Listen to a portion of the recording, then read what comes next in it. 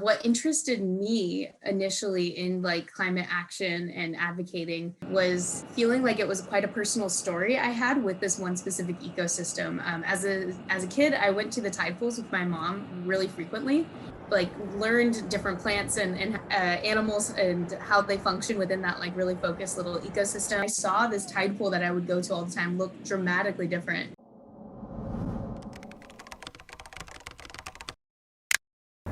Throughout the Living with Mother Earth series, I have talked to various people about climate change and different important environmental issues.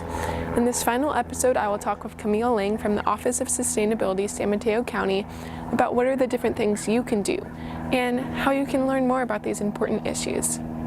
You don't have to know a lot to still make a really positive influence on these environmental problems, and like climate change specifically is such a broad thing that's happening. There's lots of different factors that are contributing to climate change that there's a lot of stuff we can actually do individually to be a part of that positive change. The best place to start is identifying waste or inefficiencies that we see around the home, as well as identifying decision points within that waste or inefficiency.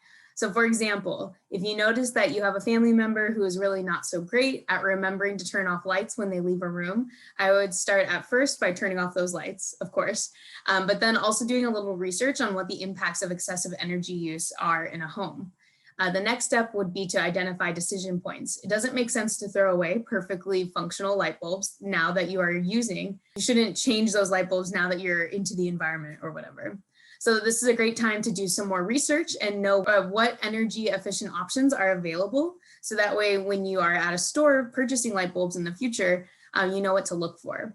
You can also get creative with what you already have and leave reminders to turn off lights or encourage natural light when possible, and even like do a remodel or reset up of a room. So that way natural light is actually more functional in that space. So you don't even have to purchase stuff right now to actually be a part of that solution. We're really lucky to live in a part of the world and the state where volunteering is so encouraged within the realm of climate action and sustainability, especially towards high schoolers. I think it's pretty rare actually to see this many opportunities targeted towards people that are under 18. So I would definitely recommend volunteering and checking like current COVID compliance protocol before you go out and volunteer. I would recommend that if you don't see what you're looking for through other organizations, to make up your own volunteer opportunity. I've supported students in planning and hosting beach and neighborhood cleanup events, waste and water audits in their communities, as well as a few garden compost projects. Because so many environmental issues are so interrelated and not exclusively associated with just one solution, I don't think there's a wrong organization to get involved with.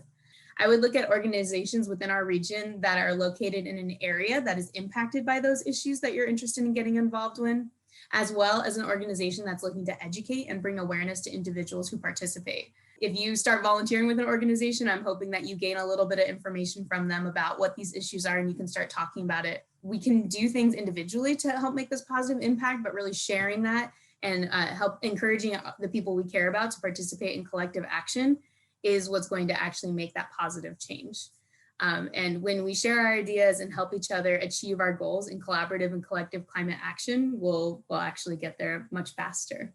During the pandemic, I've seen a lot more webinars out there, and like social media is a completely different space where we can actually get very reliable information from people. I think my advice would be to not get overwhelmed. I think it's a really discouraging spot right at the beginning when you just are starting to get a basic understanding of these issues. It's a lot to take in. So kind of piecemealing what the problems are and then understanding what is within your control. There are a lot of big businesses that aren't necessarily being a part of the solution, but that's kind of without or outside of our control in an immediate sense. I would really recommend that everyone lean into their own creativity, their own interests and passions, because it's the passion that really motivates you and keeps you starting that conversation and advocating continually. Like we mentioned, how like climate change is not just related to one environmental problem, that means that there isn't one solution. So maybe there is like an artistic project that you can work on that conveys this message, or there's like a food blog that you can create. Like it doesn't, just because we don't all have this like innate science background doesn't mean that we can't be a part of the conversation and be advocating and sharing what we care about. Reporting for Scott Center News, I'm Payton Zolck.